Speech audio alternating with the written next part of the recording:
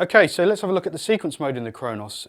We have two ways to record. The first way is called a quick record, which is a great way to capture that moment of inspiration, whether you're in program mode or combi mode.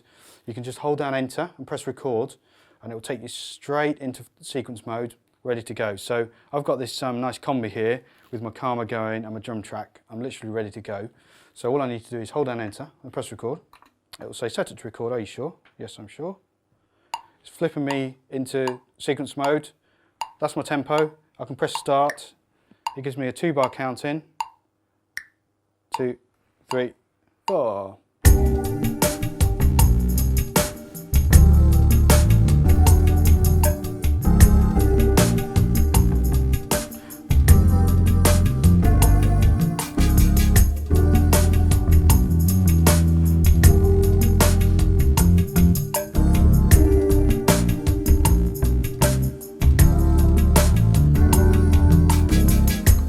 So I've made my little recording.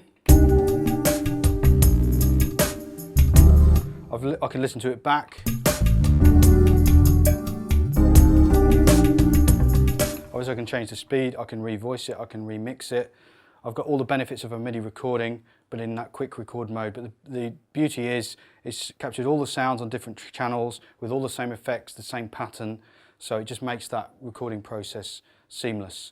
The other way to record is to do a more kind of linear way of recording. So I'm going to go to a new song, and by default it will give me 16 tracks, all blank, all initialized. But what's quite neat is I can actually load what we call a template song if I want to, in all different genres, and I can even save my own as well. So I'm just going to go for the pop one here. And as soon as I've done that, it's given me drums on track 1, bass on track 2, keyboards, guitar and so on, and I can just select my tracks here. Drums, bass, keyboards. So let's do a recording. So what I'm going to do is I'm going to go to preference, and I'm going to make a loop actually, and I can set however many bars I want. So I'm going to set 4 bars, and I'm going to also turn my resolution from high, which means it won't quantize it at all, to 16ths or semiquavers, which is that one. So what that means now is that everything I play will be snapped to the nearest 16th or semiquaver note, and really good for tightening up your drums. Of course you can quantize afterwards, but this just makes it very quick. So now I'm ready to record. Hit record. I'm going to take the tempo down a little bit. Hit start. Again, it gives me 2 bars in. 2, 3, 4.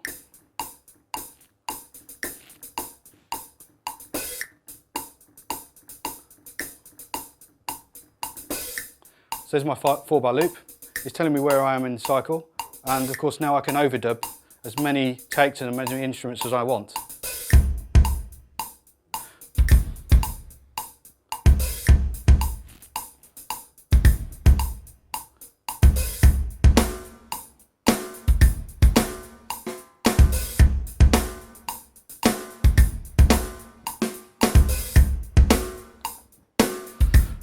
And it tightens everything nicely with the quantize as well.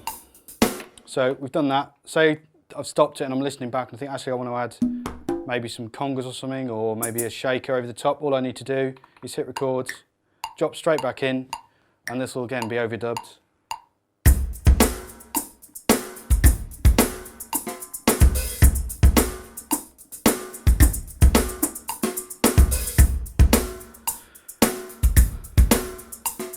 So I've got my shaker. This button here is really useful. This is called compare. It means I can compare my previous recording to my current one. If I press compare now, it'll get rid of the shaker, or I can compare it with it. It's really useful. It's like having one level of undo. So if I make a mistake recording, I can just go back very quickly, or if I want to compare recordings. Also works in combi and program mode when you're programming as well, to compare different edits. Really useful. Okay, so let's do a different track now. I've got my drums down, let's do a bass line. Same process, hit record, I'm away. 2, 3, 4.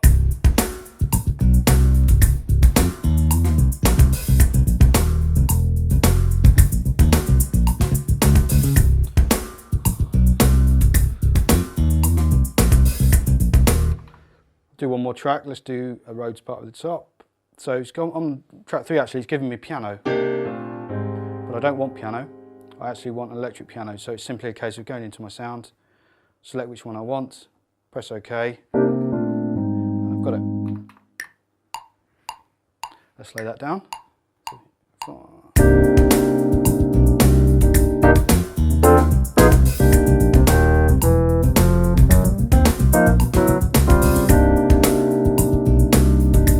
Really nice way of recording because I can overdub and dip in over the top.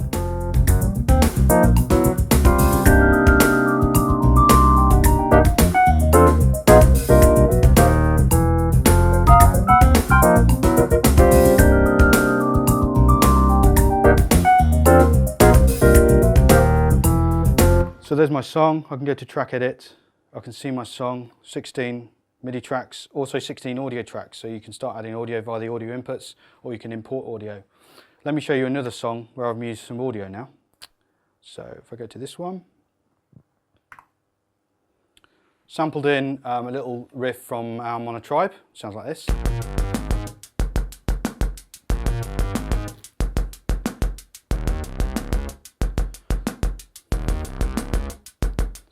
So it's just a little 4-bar loop. This is audio now on one of the audio tracks. It's on track 1, just there. And you'll see that if I go to track edit. There it is. So what that allows me to do is then intersperse real audio sounds with KRONOS sounds. So I can add some drums over the top if I want to.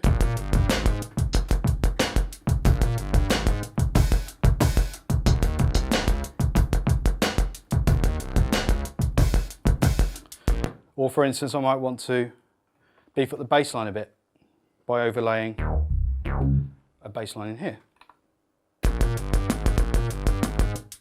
So here we go.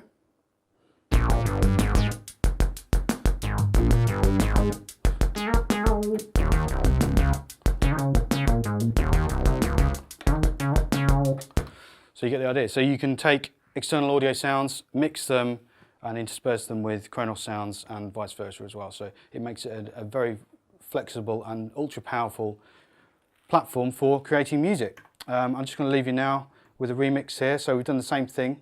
So we've taken a vocal, an a cappella, brought it in, and then we've remixed it basically by using KRONOS sounds around it. Here we go.